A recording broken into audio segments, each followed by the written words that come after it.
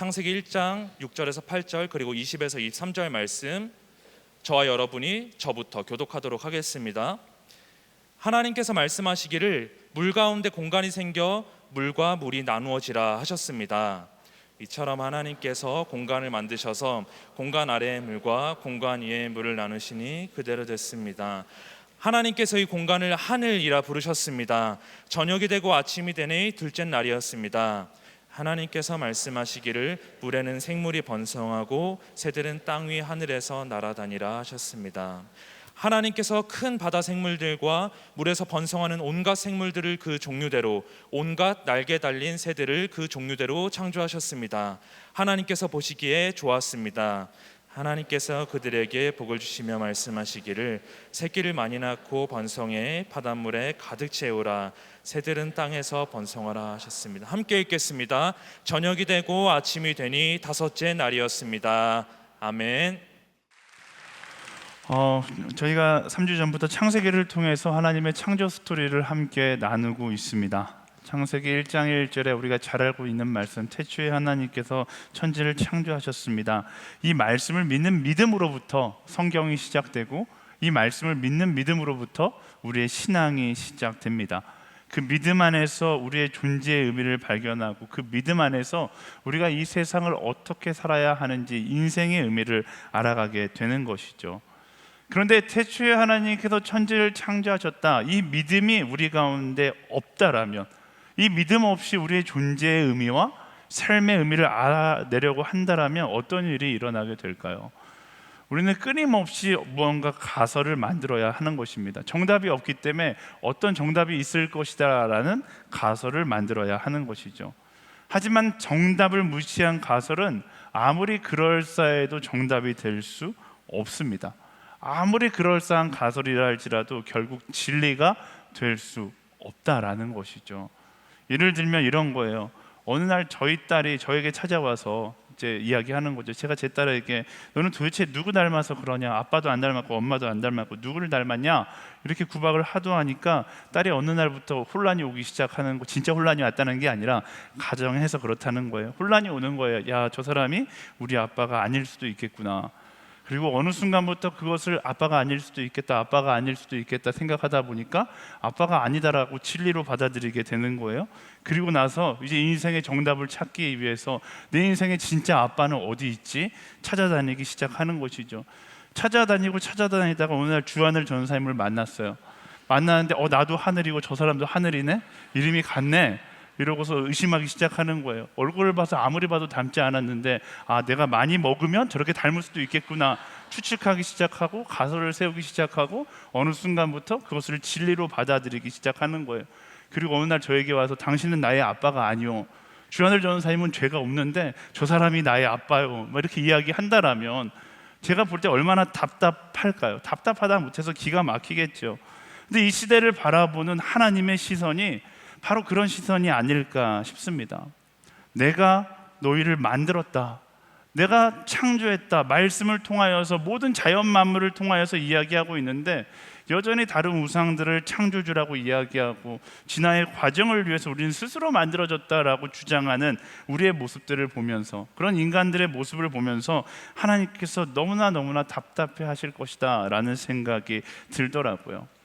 하나님을 인정하지 않는 세상은 어떻게 보면 풀리지 않는 수수께끼가 가득한 곳처럼 보일 수밖에 없고 길이 없는 미로처럼 느껴질 수밖에 없습니다. 하지만 그 수수께끼 한가운데 태초에 하나님이 천지를 창조하셨다라는 이 믿음의 선포가 있다라면 풀리지 않을 것 같았던 꽉 막혀있던 세상이 다 풀리고 나를 위해 준비된 하루하루가 세상 가운데 발견되어지는 것이죠. 풀리지 않은 미로 가운데 살 것인가, 아니면 우리에게 주어진 선물 가운데 살 것인가, 그 결정은 바로 이 말씀을 향한 믿음으로부터 시작되는 것입니다. 그래서 우리가 지난주와 마찬가지로 오늘 말씀을 들고 함께 선포하기 원하는데요, 성경 가지신 분은 성경을 드시고, 성경이 없으신 분은 성경에 담겨있는 핸드폰이라도 드시고 다 같이 함께 선포하겠습니다. 시작. 나는 말씀을 믿습니다. 말씀은 나를 위해 기록되었습니다. 말씀을 통해 나는 회복될 것입니다. 아멘. 네, 지난주 우리가 성경을 읽을 때 항상 던져야 되는 세 가지 질문에 대해서 이야기했습니다. 첫 번째는 이 책은 언제 쓰여졌는가, 두 번째 왜 쓰여졌는가, 세 번째 오늘을 살아가는 우리에게는 이 책은 무엇이라고 이야기하는가. 오늘도 이어지는 창조의 모습 가운데 이 관점을 가지고서 함께 말씀을 살펴보려고 합니다. 6절부터 8절까지 말씀 함께 읽어보겠습니다. 시작. 하나님께서 말씀하시기를 물 가운데 공간이 생겨 물과 물이 나누어지라 하셨습니다. 이처럼 하나님께서 공간을 만드셔서 공간 아래의 물과 공간 위의 물을 나누시니 그대로 됐습니다. 하나님께서 이 공간을 하늘이라 부르셨습니다. 저녁이 되고 아침이 되니 둘째 날이었습니다. 아멘. 오늘 창조 두 번째 날 이야기로 하나님께서 하늘을 만드시는 장면입니다. 하나님께서 첫째 날은 빛을 창조하셨고 그 다음에 가장 먼저 하셨던 것이 물과 물을 나누어 공간을 만들고 그 공간을 하늘이라고 불렀다라는 것입니다. 하나님께서 이스라엘 민족에게 하늘 위의 물과 하늘 아래의 물을 나누었다라는 이 창조의 이야기를 통해서 말씀하시고자 했던 것은 무엇일까? 이집트에서 그들이 노예 생활을 했을 때, 그리고 그곳에서 나와 광야를 걷고 있는 이스라엘 백성에게 가장 소중한 것이 있다라면 바로 물이었겠죠. 그들에게 물은 너무나 소중한 것이었고 물 자체가 곧 그들의 생명을 의미하는 것이기도 했습니다. 그래서 그런지 이집트인들의 문화를 살펴보면 저도 처음 알았어요. 이집트의 문명을 쭉 살펴보다가 이집트의 창조 신화 가운데 그런 신화가 있대요. 바로 모든 문명이 물에서부터 시작되었다. 커다란 물덩이로부터 모든 생명이 시작되었다라고 그들은 믿었다고 합니다. 그래서 이집트에 가면 지난주에 이야기했던 태양신 라보다 동등하거나 그보다 높은 신이 있는데 그게 바로 나일강의 신이었던 하피라는 신이었다라는 거예요. 그리고 이 하피는 나일강의 신일 뿐인더러 생명과 다산의 축복을 가져다주는 신이었다라고 이야기합니다. 또 오늘 말씀에 등장하는 하늘 위에 있는 물, 어쩌면 이스라엘 민족들에게 가장 중요한 내리는 비의 물을 이야기하는 부분이기도 했겠죠. 많은 비는 풍요로운 땅을 만들어주기도 했지만 또 한편으로는 강이 범람하여 많은 사람들을 죽게 만드는 심판의 물로 여겨지기도 했습니다.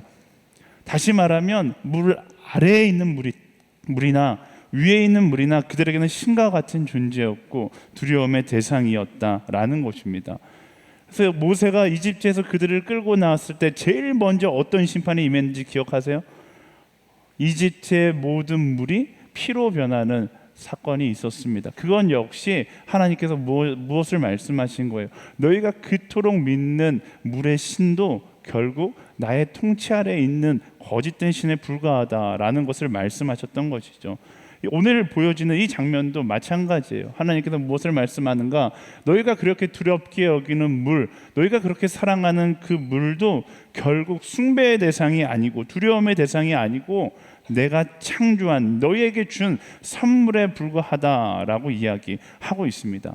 내가 그 물의 주인이고 내가 그 물의 창조주며 내가 그 물을 운영하고 있다라고 이야기하고 있는 것이죠.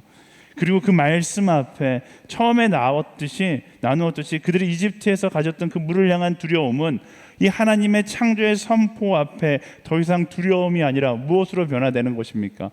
하나님의 은혜를 향한 감사로 변화되게 되는 것이죠. 어제까지 물이 두려운 존재였더라면 이 물조차 하나님께서 창조하셨고 하나님께서 운영하신다는 것을 알면 그때부터는 여호와 샬롬, 그 평안을 경험하게 되는 것입니다.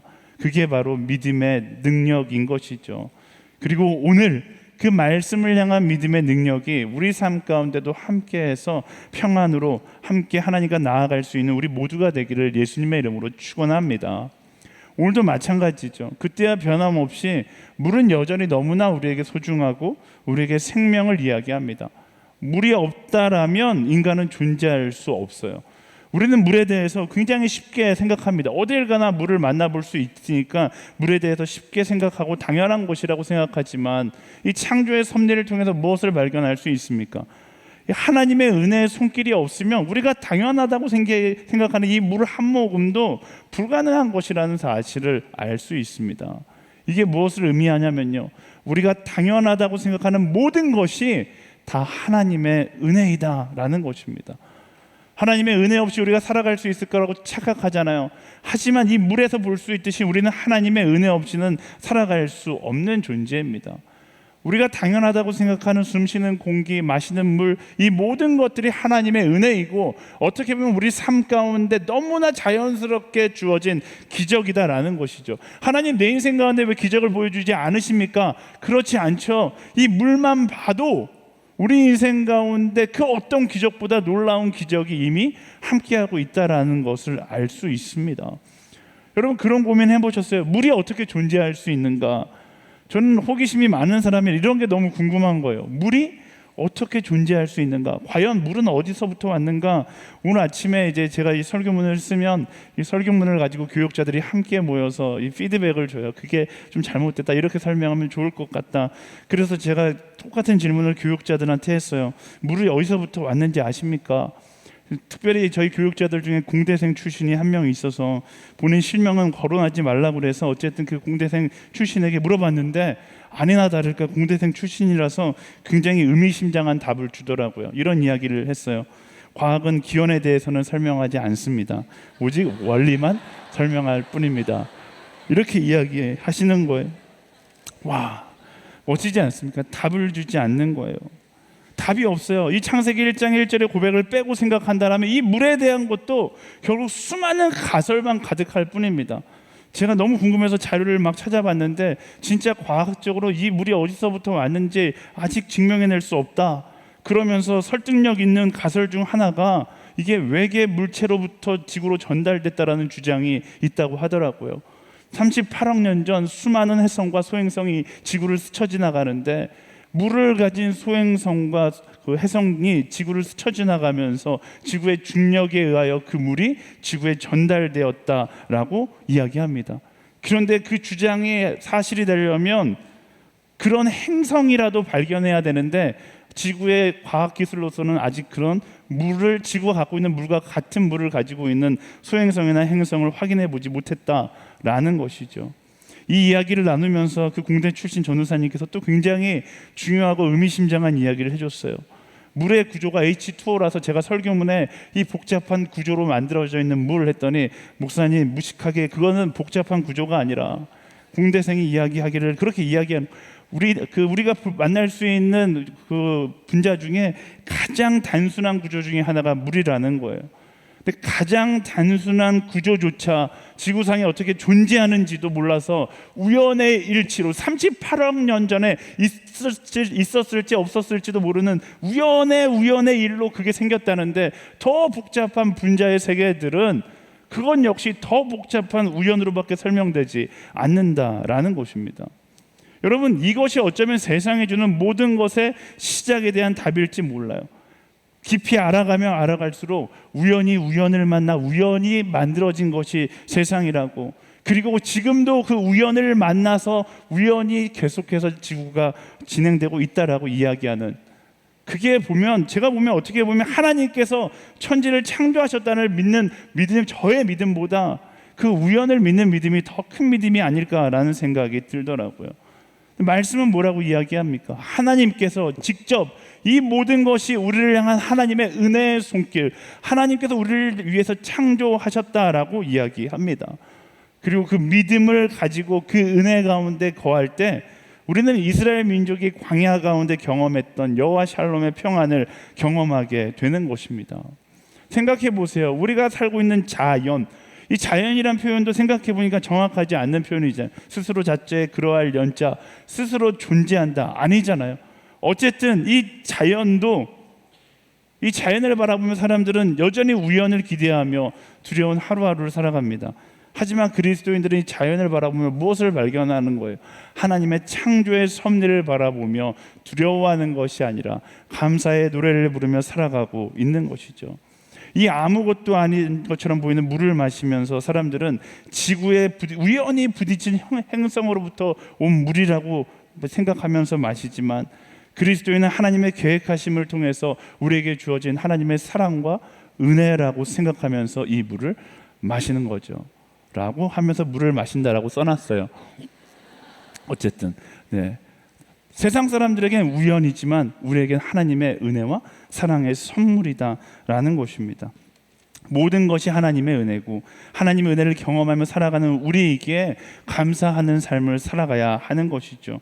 우리가 물 없이 살아갈 수 없는 것은 우리가 하나님의 은혜 없이 살아갈 수 없는 존재라는 것을 이야기합니다. 사랑하는 여러분, 당연한 것을 당연한 것으로 여기지 않고 당연한 것을 하나님의 은혜로 노래할 수 있는 그런 영적인 지혜가 우리 안에 있게 되기를 예수님의 이름으로 축원합니다. 제가 이렇게 이야기하면 꼭 이제 트집 잡기 좋아하는 분들이 이런 말을 해요. 의학계에서 이야기를 333 이론이 있습니다. 사람은 공기를 3분 동안 접하지 못하면 죽고, 물은 3일 동안 마시지 않으면 죽고, 음식은 3개월 동안 먹지 않으면 죽습니다. 그래서 물 없어도 우리는 3일은 살 수 있습니다 라고 이야기할 수 있죠. 근데 이게 인간의 교만함과 어리석음의 증거예요. 물이 없이 3일 동안 산다는 것은 다르게 표현하자면 지난 시간 동안 마신 물 때문에 3일은 살아간다는 것을 의미하잖아요. 마시지 않고 3일을 살아간다는 것이 아니라 마셨던 물 때문에 3일을 더 살아갈 수 있는 것입니다. 우리는 부정할 수가 없는 거예요. 이 모든 것이 하나님의 은혜라는 사실을 부정할 수 없어요. 교만함을 내려놓고 겸손함의 시선으로 세상을 바라보세요. 감사할 수밖에 없는 그런 세상이 보일 것이고, 감사할 수밖에 없는 하나님의 사람이 되는 것입니다. 하나님께서 물과 물을 나누시고 그 공간을 하늘이라고 말씀하시잖아요. 우리는 그 하늘을 보면서 무엇을 고백하게 됩니까? 미세먼지, 환경오염, 코로나, 인간이 만들어 놓은 부정적인 결과들만 보입니까? 그것이 아니라 감사의 시선으로 바라보는 거예요. 하늘을 바라봐도 하나님의 은혜가 보이고, 물을 바라봐도 하나님의 은혜가 보이고, 그 하늘 아래 펼쳐진 세상을 바라봐도 하나님의 은혜가 보이는 것입니다. 우리 눈에 세상의 헛된 것들을 바라보는 것이 아니라 하나님의 은혜, 감사할 제목들을 바라볼 수 있는 그런 지혜의 눈을 갖게 되기를 예수님의 이름으로 축원합니다. 우리 옆 사람에게 선포하겠습니다. 하나님의 은혜를 보게 될지어다. 아멘. 이어서 넷째 날 하나님께서 그 물과 하늘을 채우시는 그 물고기와 새를 창조하시는 장면이 20절부터 등장합니다. 20절부터 21절까지 말씀 함께 읽어보겠습니다. 시작. 하나님께서 말씀하시기를 물에는 생물이 번성하고 새들은 땅 위 하늘에서 날아다니라 하셨습니다. 하나님께서 큰 바다 생물들과 물에서 번성하는 온갖 생물들을 그 종류대로, 온갖 날개 달린 새들을 그 종류대로 창조하셨습니다. 하나님께서 보시기에 좋았습니다. 아멘. 하나님께서 말씀으로 물의 생물과 하늘의 새들을 창조하십니다. 근데 말씀 가운데 굉장히 중요한 표현이 등장하는데 그 표현이 바로 온갖 생물들을 그 종류대로 창조하셨다라는 것입니다. 사람들은 창세기가 이스라엘 민족을 위해서 기록된 성경이기 때문에 문학적 비유나 상징, 신화에 가까운 이야기로 기록됐다는 이야기를 많이 하고는 합니다. 하지만 지난주에도 제가 나누었듯이 하나님께서 이스라엘 민족이 이해할 수 있는 과학의 수준, 그리고 언어의 표현으로 말씀하신 것이지 하나님께서 비약이나 거짓, 꾸며진 신화를 말씀하시는 것은 분명히 아니다 라는 이 관점으로 우리가 말씀을 볼 수 있어야 하는 거예요. 그런 의미에서 이 말씀 가운데 이야기하는 모든 생물을 창조하실 때 하나님께서 무엇을 강조해서 말씀하십니까? 온갖 생물을 그 종류대로 창조하셨다라고 말씀하고 계시는 것입니다.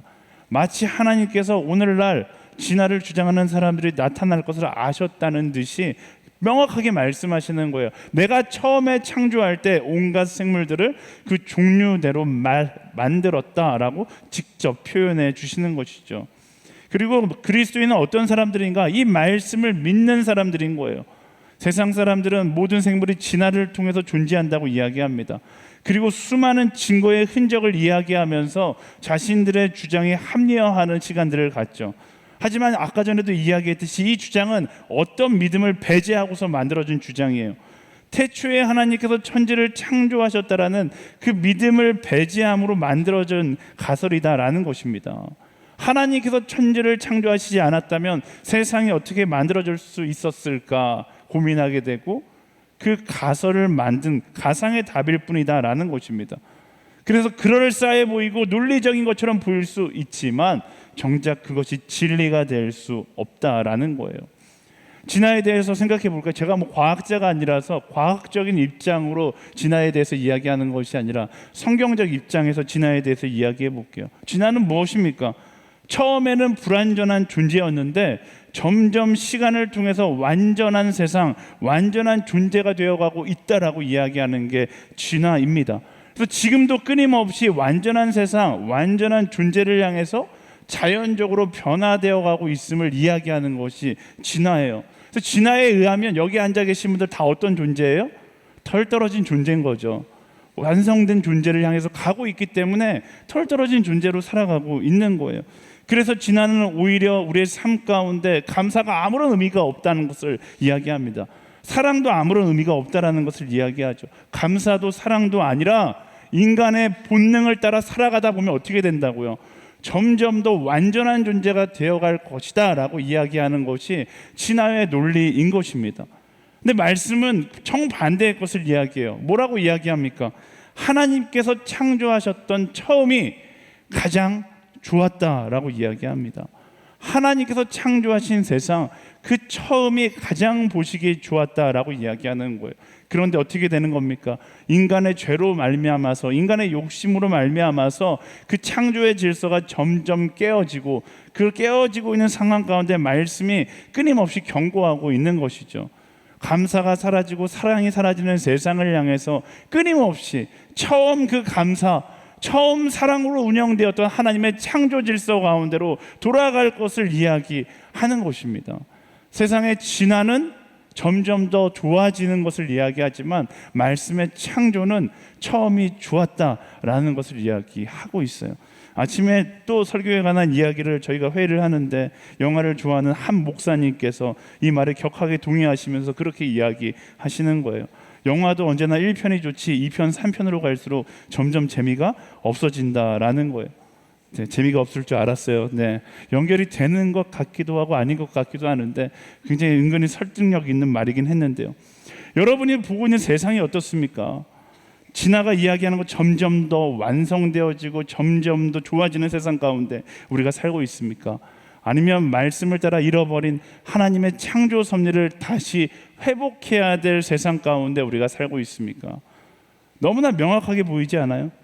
어쩌면 인간의 역사 자체가 진화를 증명하는 것이 아니라 하나님의 말씀의 진리됨을 증명하고 있는지 모릅니다. 하나님께서 창조하셨던 좋은 모습에서 죄로 인해 점점 더 그 좋은 모습을 상실해 가고 있는 것이죠. 역사 속에서 창조의 섭리를 기억함으로 우리는 어떤 선택을 해야 하는가? 세상의 흐름을 따라 세상이 이야기하는 점점 완성된 삶을 살아가는 것이 아니라 말씀을 따라 하나님께서 창조하신 그 모습으로 회복하는 우리가 되어야 하는 것입니다. 창조는 우리가 살아가는 모든 것이 감사할 이유이고 사랑할 이유라는 것을 이야기하고 있죠. 창조가 하나님께 돌아갈 이유를 우리에게 말해주고 있는 거예요. 지난주에 우리가 나누었듯이 사라져가는 하나님께서 창조하신 처음 모습을 회복하기 위해서 우리 삶 가운데 감사와 사랑을 회복할 수 있는 우리 모두가 되어야 하는 것입니다. 우리 옆 사람에게 선포하겠습니다. 감사하는 사람이 될지어다. 사랑하는 사람이 될지어다. 한 번 더 이야기할 당신은 완전한 존재입니다. 이렇게 이야기해 줄까요? 네. 여러분 한 사람 한 사람 하나님께서 완전한 완성품으로 만드셨다는 사실을 기억해야 하는 거예요. 우린 덜 떨어진 존재가 아니라 하나님의 완성품이다라는 사실을 기억해야 합니다. 그리고 이어지는 말씀에서 창조의 세계 가운데 살아가는 복된 모습이 무엇인지에 대해서 이야기하는데요. 22절과 23절 말씀 함께 읽어보겠습니다. 시작. 하나님께서 그들에게 복을 주시며 말씀하시기를 새끼를 많이 낳고 번성해 바닷물에 가득 채우라. 새들은 땅에서 번성하라 하셨습니다. 저녁이 되고 아침이 되니 다섯째 날이었습니다. 아멘. 하나님께서 창조하신 물과 하늘에 새들을 향해서 또 물고기들을 향해서 말씀하세요. 새끼를 많이 낳고 번성해라. 그리고 그 말씀 가운데 처음으로 등장하는 단어가 있는데 하나님께서 그들에게 복을 주셨다라는 표현입니다. 하나님께서 허락하신 축복은 바로 생명에서부터 온다는 것을 이 말씀 가운데서 발견할 수 있는 것이죠. 이 땅 가운데 하나님께서 주시는 참된 축복은 생명을 낳고 생명을 채우며 생명을 살리는 것에 있다라는 것을 말씀 가운데서 이야기해 주는 것입니다. 근데 진화는 어떻습니까? 진화가 이야기하는 복의 개념은 전혀 달라요. 진화가 수많은 인종주의와 차별주의와 민족 우월주의를 옹호하는 논리가 되었다는 사실은 역사적으로 우리가 잘 알고 있는 일들입니다. 진화가 옹호한 나치즘이라든지 이런 것들로 인하여 수많은 죽음과 불평등이 만들어졌어요. 히틀러가 다윗의 진화를 확고히 믿었고 자신을 과학적 사회주의자라고 여겼다는 것은 잘 알려져 있는 사실입니다. 공산주의가 계급투쟁의 증거로 바로 이 진화론을 이야기한 것도 우리가 알고 있는 정보죠. 이처럼 인간의 진화는 절대로 생명의 소중함이나 인류의 사랑을 변증하지 않습니다. 진화는 오히려 생명의 소중함이나 인류의 사랑을 반대로 반대하는 것이죠. 그리고 그 논리를 따라 살아가는 사람들이 만들어가는 세상의 모습이 어쩌면 오늘 우리가 살아가는 점점 인간 생명에 대한 소중함을 잃어가고 자신의 뜻, 자신의 본성만을 이야기하는 포스트 모더니즘의 결과일 수 있는 것이죠. 이런 세상 가운데 우리는 말씀을 따라 처음으로 돌아가는 사람들이 되어야 하는 것입니다. 우리 인생 가운데 참된 축복이 뭐라고 말씀이 이야기했는지를 기억하고 그 말씀을 따라 살아가는 사람들이 되어야 하는 것이죠. 진화가 이야기하는 세상의 논리를 따라 본능을 따라 살아가는 것이 아니라 말씀이 이야기하는 참된 축복의 논리를 따라 그 말씀을 따라 살아갈 수 있는 사람이 되어야 하는 것입니다. 그리고 그 축복이 무엇입니까?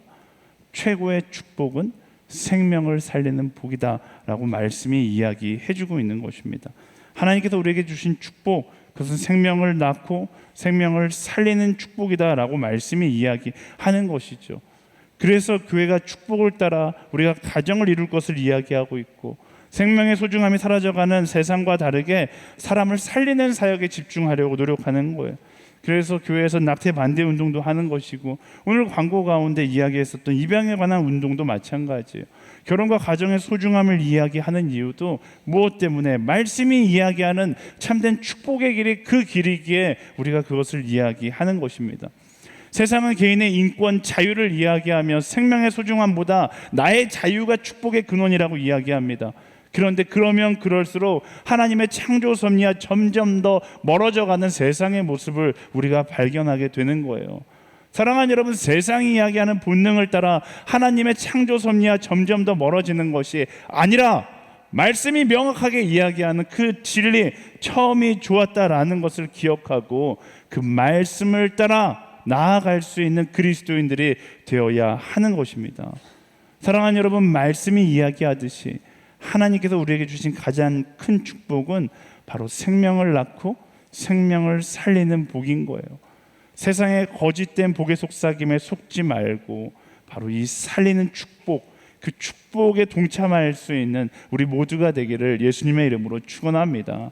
그래서 결혼해야 되는 거예요. 그래서 가정을 이루어야 되고 더 나아가서 그래서 우리가 뭐 하는 거예요? 우리가 가정을 낳고 생명을 낳는 것도 중요하죠. 근데 또 한 가지 생명을 낳는 것이 있어요. 그게 무엇입니까? 죽어가는 영혼들에게 예수 그리스도라는 복음을 전하여서 그 죽어가는 영혼들을 살리는 선교도 하나님께서 말씀하시는 축복의 삶의 방법이다라는 것입니다. 사도행전 1장 8절에서 선교를 향한 부르심이 시작된 것이 아니라 바로 창세기 1장부터 그 선교를 향한 부르심이 이미 시작된 거예요. 죽어가는 영혼들을 하나님의 창조 섭리 가운데로 초청하는 거죠. 예수님의 십자가 사랑 가운데로 초청하는 거예요. 그래서 무엇을 선물하는 것입니까? 영원한 생명을 그들에게 선물하는 것. 그게 바로 말씀이 이야기하는 참된 축복을 누리는 삶의 모습이다라는 것입니다. 세상이 진화의 논리를 따라 살아가는 것이 아니라 말씀의 창조 섭리를 따라 살아가는 그런 그리스도인, 그런 SNS 공동체가 되기를 예수님의 이름으로 축원합니다. 우리 옆 사람에게 선포하겠습니다. 사람을 살리는 사람이 될지어다. 아멘. 네, 말씀을 정리하겠습니다. 오늘 둘째 날과 다섯째 날의 창조를 보면서 말씀 가운데 우리에게 주시는 메시지를 나누었어요. 첫 번째는 당연하게 생각하는 모든 것이 하나님의 은혜다라는 것입니다. 우리는 아무 생각 없이 물을 마시고 우리에게 존재하는 공기 가운데 살아가지만 하늘 아래서 우리는 너무나 평안하게 살아가고 이 모든 것이 당연하다라고 생각하면서 살아가지만 이 당연한 모든 것이 하나님의 은혜라는 사실을 기억하며 살아가야 하는 것입니다. 은혜를 기억하는 삶, 불평이 아니라 그 은혜 앞에 감사하는 삶을 살아가는 그런 사람들이 되기를 예수님의 이름으로 축원합니다. 두 번째는 하나님께서 창조하셨던 처음이 좋았다라는 것이죠. 세상은 점점 더 완전해지고 있는 진화의 논리를 이야기하지만 말씀은 무엇이라고 이야기합니까? 하나님께서 축복하시고 창조하셨던 처음이 완전했다라는 것입니다. 그래서 우리는 세상의 흐름을 따라 나의 욕망을 따라 살아가는 것이 아니라 말씀을 따라 하나님께서 창조하신 그 모습, 그 말씀의 섭리를 따라 살아가는 사람들이 되어야 하는 것이죠. 세 번째는 최고의 축복은 생명을 살리는 복이다라는 것입니다. 하나님께서 주시는 복에는 언제나 생명의 번영이 있었어요. 하나님의 축복의 섭리를 따라서 어떻게 하면 내가 있는 자리에서 더 많은 것을 이룰까가 아니라 어떻게 하면 나를 세우신 그 자리에서 더 많은 생명을 살릴 수 있을까를 고민하고 그 길을 걸어갈 수 있는 우리가 되어야 하는 것입니다. 오늘 말씀을 준비하면서 예수님 생각이 났어요. 왜냐하면 오늘 우리가 나눈 창조의 섭리가 예수님께서 이 땅 가운데 십자가 위에서 우리에게 말씀해 주셨던 말씀과 동일하더라고요. 십자가 위에서 예수님께서 우리에게 창조의 메시지를 알려주셨잖아요. 십자가 위에서 예수님께서 우리를 위해 죽으시며 뭐라고 말씀하셨어요? 너희가 할 수 있는 것 하나도 없어. 너희의 의로 구원 못 받아. 모든 것이 하나님의 은혜야. 이게 십자가에서 우리에게 주어진 메시지 있잖아요. 예수님께서 십자가에서 말씀하시는 거예요. 너가 할 수 있는 것 많다라고 생각하지 아무것도 없어. 모든 것이 하나님의 일방적인 은혜야. 이게 십자가의 첫 번째 메시지였고요. 십자가를 통해서 우리의 모든 죄를 용서하시고 예수님께서 뭐라고 말씀하시는 거예요? 하나님께서 창조하셨던 그때로 돌아가. 여러분, 회개가 뭡니까? 회개는 완전해지는 것이 아닙니다. 회개는 돌아가는 거예요.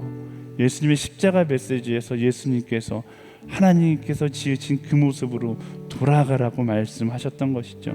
그리고 십자가 위에서 우리를 살리시면서 예수님께서 가장 중요한 말씀을 하시잖아요. 내가 너희를 사랑한 것처럼 너희도 사랑해. 그게 최고의 축복이야.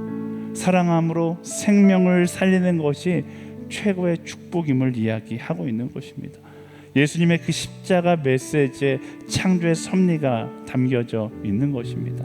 창조의 섭리를 기억하며 예수님의 십자가 사랑을 기억하며 더 이상 진화의 논리를 따라서 점점 더 완전해짐을 따라가는 것이 아니라 하나님께서 창조하셨던 그 순간 감사와 사랑이 넘쳤던 그 처음이 우리 인생의 가장 완전한 모습이었음을 기억하고 그때로 돌아가기를 소망하며 말씀을 따라 살아가는 우리 모두가 되기를 예수님의 이름으로 축원합니다. 하나님과 점점 더 멀어지고 있지만 여전히 우리를 버리지 않고 우리를 초청하셔서 다시 처음 그 모습 그 자리에 서기로 우리를 초청하시는 그 하나님께 우리 정말로 진심의 감사의 마음을 담아서 우리 박수 드리며 나아가겠습니다.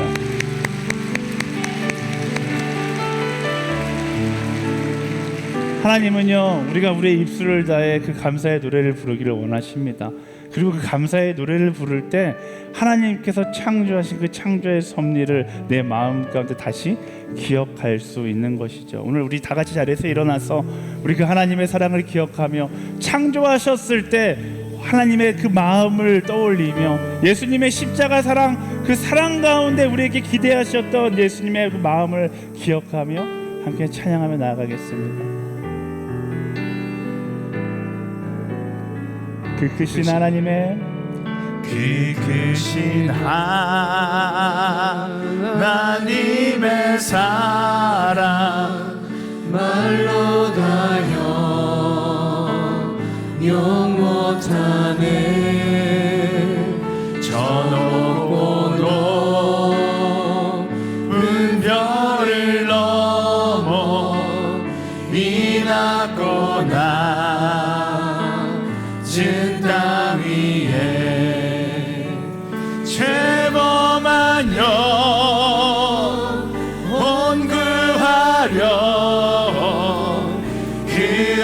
들고 내 삶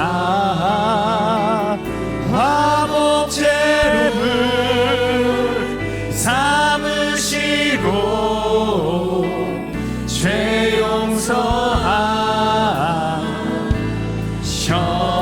그것이 하나님의 사랑입니다.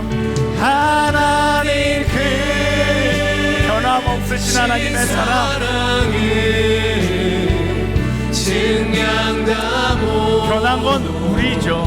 하나님의 사랑은 태초부터 변함이 없었습니다. 필요한 건 우리가 하나님께로 돌아가는 것입니다. 우리가 하나님의 사랑 앞으로 돌아가는 것입니다. 2절 고백할까요? 괴로운 시절 지나가고 땅 위에 영화쇠할 때 주민지 않던 영혼들은 큰 소리 외쳐 울어도 주 믿는 성도들에게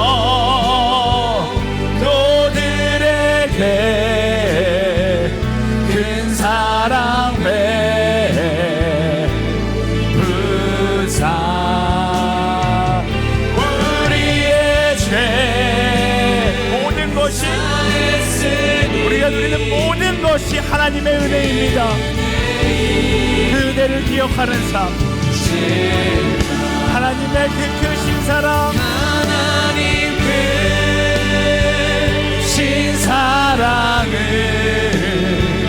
증량다모 안에 영원히 변치 않습니다. 사랑 성도여 찬양. 3절 하늘을 두루마리 삼고, 두루마리 삼고 나의 고백이 되는 거예요. 하나를 물 삼아도 하나님의 그 사랑, 하나님의 사랑 가기로 가. 우리 한 번 더 고백하겠습니다. 하늘을 두루마리 삼고, 하늘을 두루마리 삼고 바다를 우리가 당연하다고 여겼던 모든 것이 하나님의 사랑입니다. 하나님의 사랑 가기로 할 수 없겠네. 하나님의 크신 사랑, 하나님의 크신 사랑 그 어찌 다 쓸까. 저 하늘도 비싸고 채우지 못하리. 하나님의 크신 사랑을, 하나님 크신 사랑을 증량다모 안에 영원히 변치 않는 사랑 성도여 찬양. 우리 시간 두 손을 높이 들고, 하나님 크신 사랑을, 하나님의 사랑이 너무나 큰 것을 기억합니다. 변함없는 하나님의 사랑을 기억합니다. 모든 것이 하나님의 은혜임을 기억합니다. 아멘. 아멘. 하나님의 사랑입니다. 모든 것이 하나님의 은혜, 하나님 크신 사랑을, 하나님 크신 사랑을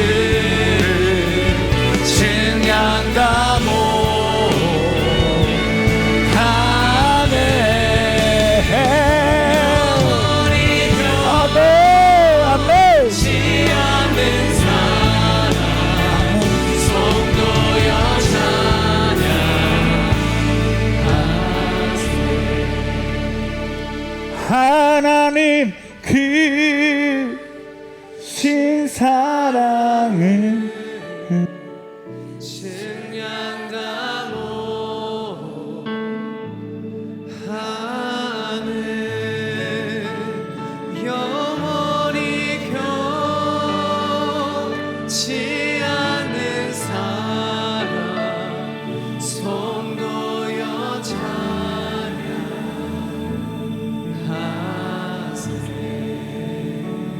이렇게 크신 하나님 앞에 우리 감사의 박수 들며 나아갑니다. 하나님 감사합니다. 하나님의 사랑,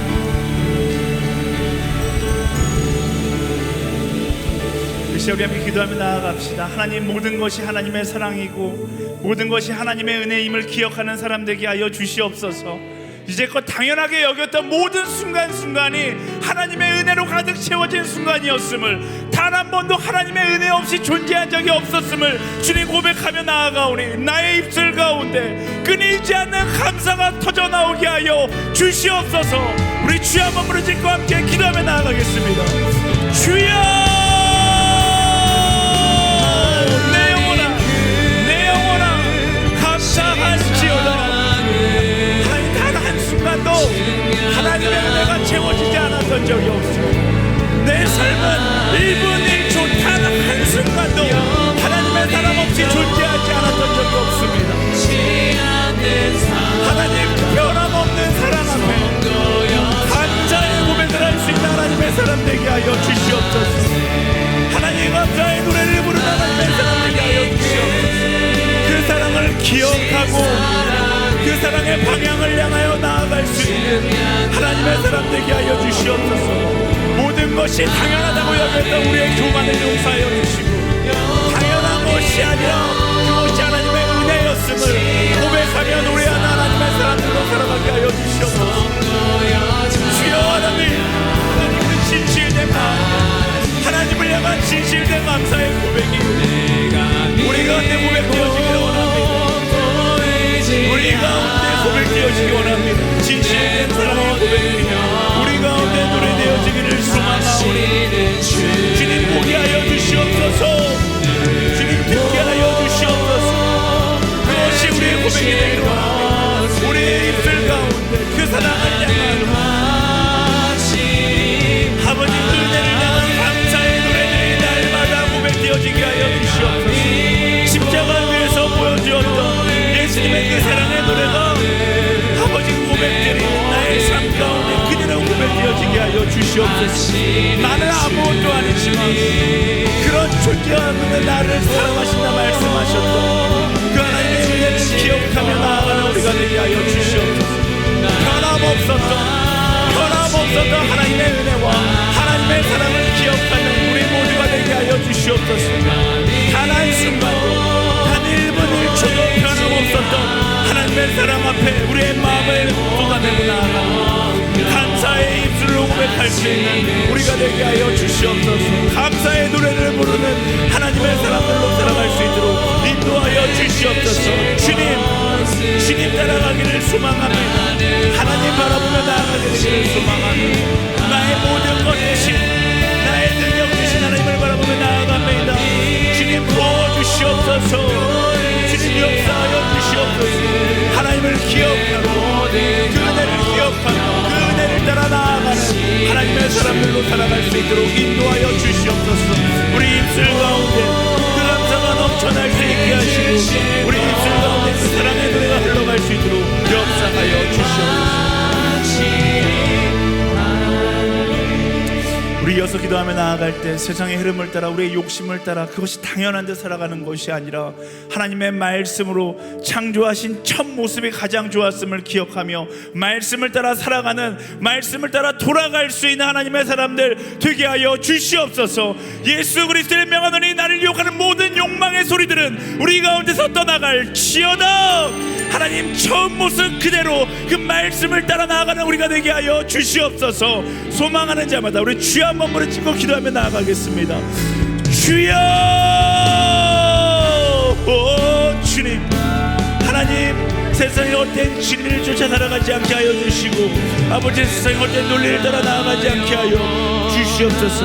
그 말씀을 따라 나아갈 수 있는 하나님의 사람들 되게 하여 주시옵소서. 아버지 완성된 모습으로 나아가고 있다라는 세상의 거짓 속삭임에 아버지 나의 인생을 빼앗기는 것이 아니라 창조하신 그 순간부터 완전한 모습으로 창조하셨다는 그 하나님의 진리의 말씀을 붙들고 아버지 처음으로 돌아갈 수 있는 창조의 뜻을 따라 나아가는 말씀의 사람으로 서게 하여 주시옵소서.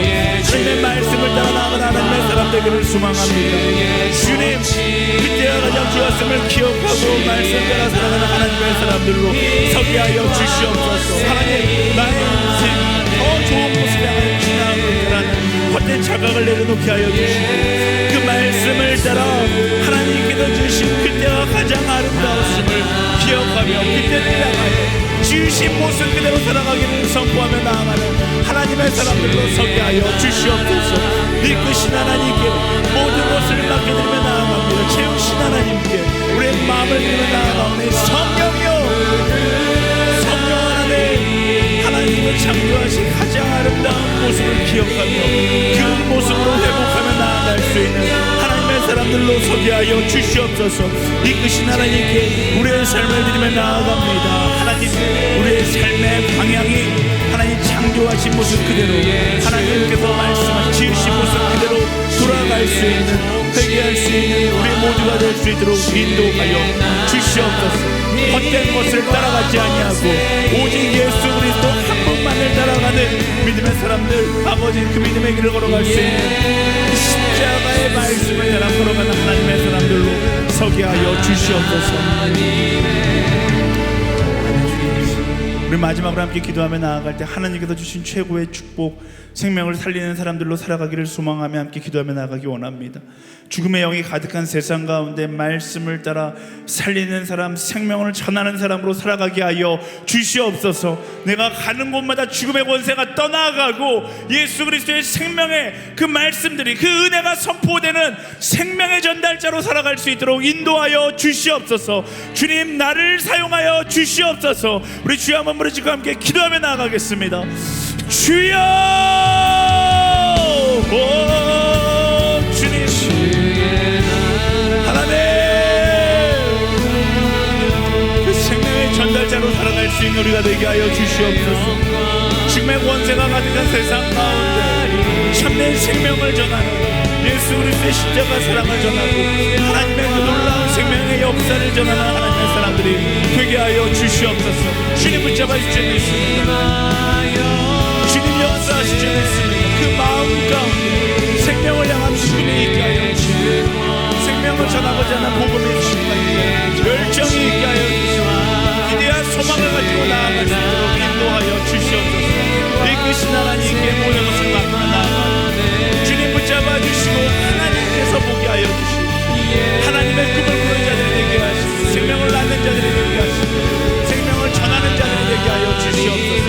그것을 위하여 기도하고 있는 모든 자들 가운데 그 생명의 역사가 그들의 삶을 통해서 쓰여지는 놀라운 역사가 있게 하여 주시옵소서. 이끄신 하나님께서 모든 것을 아십니다. 이끄신 하나님께서 모든 것을 아십니다. 주님 붙잡아 주시고 아버지 그들의 마음 가운데 생명의 역사가 일어나게 하여 주시옵소서. 하나님 붙잡아 주시고 기억하고 감사함으로 나아갈 수 있도록 인도하여 주시옵소서. 이끄신 하나님 부어주십시오.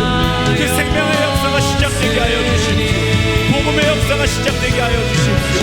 성교의 역사가 시작되게 하여 주시옵소서. 주님 붙잡아 주실 줄 믿습니다. 아버지 그 땅 가운데 새로운 생명의 역사가 시작될 것입니다. 그 땅 가운데 생명의 역사가 그렇게 드러나게 될 것입니다. 주님 붙잡아 주시고 하나님 그 놀라운 역사들이 일어날 수 있도록 주님 붙잡아 주시옵소서. 이끄신 하나님께서 보게 하실 것입니다. 이끄신 하나님께서 낫게 하실 것입니다. 이끄신 하나님께서 회복하실 줄 믿습니다. 주님의 사랑의 그 생명의 역사 가운데 드러날 수 있도록 인도하여 주시옵소서. 이끄신 하나님께서 모든 걸 맡기며 나아갑니다. 하나님 붙잡아 주시오. 하나님께서 채워주시옵소서. 하나님께서 인도하여 주시옵소서. 이끄신 하나님 그 생명의 역사 하나님의 손길로부터 시작되게 하시고 일어나게 하시고 주시옵소서. 주님 나아갈 수 있도록 인도하실 줄 믿습니다. 주님 역사하여 주시옵소서. 하나님께서 주신 축복이 나아갈 수 있게 하여 주시고 복의 보좌를 될 수 있도록 인도하여 주시옵소서. 하나님 주의 임재 안에 거하는 것 역사하여 주시옵소서. 바다들 소망 역사하시지 나의 기도하는 자들에게 하시고 기억하는 자들에게 하시고 영상 모든 자들에게 하시고 진짜 한 가지만 더 위해서 기도하기 원합니다. 하나님께서 그것을 위해 기도하기를 강력하게 원하시는데요. 우리 SNS 청년부에 많지는 않지만 우리 자녀를 위해서 기도하고 있는 많은 사람들이 있습니다. 대문이 닫혔다라고 좌절하고 있는 영혼들도 있습니다.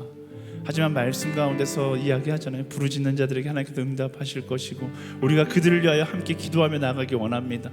영상으로 예배를 보고 있는 자들도 정말로 광구하는 마음이 있다라면 함께 기도하기 원합니다. 하나님, 그들 가운데 하나님 선물을 허락하여 주시옵소서. 복의 복을 더하사 축복의 근원으로 살아갈 수 있는 하나님 한 사람 한 가정 될 수 있도록 인도하여 주시옵소서. 대문을 여시사 하나님 선물을 허락하여 주시옵소서. 우리 간절히 간구하며 주여 세 번 부르짖으며 함께 중보하며 나아가겠습니다. 주여 주여 주여. 하나님 아버지, 그들의 간절한 가운데 응답하여 주시옵소서. 아버지, 간절히 기도하는 그들의 기도 가운데 응답하여 주시옵소서. 주님께서 무엇이 좀 있습니다. 하나님께서 하시는 것이고 하나님께서 복이라 말씀하셨기에 그것을 위하여 기도하는 영혼들이 있습니다. 그 기도 가운데 응답하여 주시옵소서. 대문을 여시고 하나님의 축복의 가정 가운데 시작되게 하여 주시옵소서. 성령 하나님, 세상의 불가능을 이야기해도 성령 하나님께서 가능케 하신 것을 기억합니다. 무모해 보인다 할지라도 두려움이 아니라 소망을 가지고 기도하며 나아갑니다. 하나님 열어주십시오. 그것을 위하여 기도하는 수많은 영혼들이 있습니다. 함께 기도하겠습니다. 하나님 붙잡아 주시고 그중에 복의 복을 더하시고 축복의 역사가, 생명의 역사가 그 가정 가운데 시작되게 하여 주시옵소서. 주님, 간절히 기도하며 그 간절함을 가지고 기도하며 그들의 가정 가운데 예배를 드리고 그들의 가정 가운데 하나님의 놀라운 역사가 쓰여지게 하여 주시옵소서. 준비하는 가정마다 하나님의 놀라운 사랑의 역사가, 하나님의 응답의 역사가 그 가정 가운데 일어나게 하여 주시옵소서. 주님께서 부리하실 줄 믿습니다. 주님께서 응답하실 줄 믿습니다. 주님께서 그 가정 가운데 주시는 놀라운 축복을 위하여 기도하며 나아가 주님 붙잡아 주시고 주님 회복시켜 주시고 주님 일어나게 하시고 주님 간직케 하여 주시옵소서. 모든 영혼 기도하는 모든 가정 가운데 하나님의 놀라운 역사가 일어나게 하여 주시옵소서. 그 은혜 앞에 감사의 노래가 터져나오게 하시고 그 은혜 앞에 감사의 고백들이 일어나게 하여 주시옵소서. 하나님, 그것을 위하여 기도하며 하나님 하십니다. 하나님의 그 간절함을 하십니다. 복의 복을 더하시소서. 생명의 역사가 시작되게 하여 주시옵소서. 이끄신 하나님께 그들을 맡겨드리며 나아가오니 주님 붙잡아 주시옵소서. 살아 역사하신 하나님, 말씀을 통하여 우리를 창조하신 하나님의 계획하심을 기억하게 해주신 것 감사합니다. 당연하게 생각했던 모든 것들이 하나님의 은혜임을 기억하게 하시고 그로 인해 나의 삶 가운데 감사할 수 있는 그런 모두가 되게 하여 주시옵소서. 세상의 사람의 욕망을 따라 변해가는 것을 당연하게 여기지 않게 하시고 진화의 헛된 논리를 따라 완성하는 나의 삶을 살아가는 것이 아니라 하나님께서 창조하셨던 완전한 첫 모습을 기억하며 그 첫 모습을 회복하기 위하여 말씀을 따라 살아가는 우리가 되게 하여 주시옵소서. 죽음의 권세가 가득한 세상 가운데 말씀의 축복을 따라 생명을 낳고 생명을 전하는 사람들로 살아갈 수 있도록 주님 인도하여 주시옵소서. 하나님, 특별히 기도하기는 태문이 닫혀 힘들어하는 부부들이 있습니다. 하나님, 함께하여 주시고 그들의 부르짖는 기도 가운데 함께하사 그들의 가정 가운데 생명을 허락하여 주시옵소서. 그 모든 것이 합력하여 선을 이루는 하나님의 계획하심임을 기억하고 마지막까지 우리가 함께 기도하며 중보하고 그것을 위하여 주를 향해 부르짖을 수 있는 그런 공동체, 그런 한 사람 한 사람 될 수 있도록 인도하여 주시옵소서. 모든 것이 하나님의 은혜입니다. 그 하나님의 은혜 앞에 감사를 고백하며 나아가오니 우리 삶 가운데 더 풍성한 감사를 볼 수 있는 지혜의 눈을 허락하여 주시옵소서. 이끄신 하나님께 우리의 모든 기도를 맡겨드리며 살아 역사하시는 예수 그리스도의 이름으로 간절히 기도드립니다. 아멘. 우리 기도에 응답하신 하나님께 감사와 영광의 박수 드리겠습니다. 주님 감사합니다.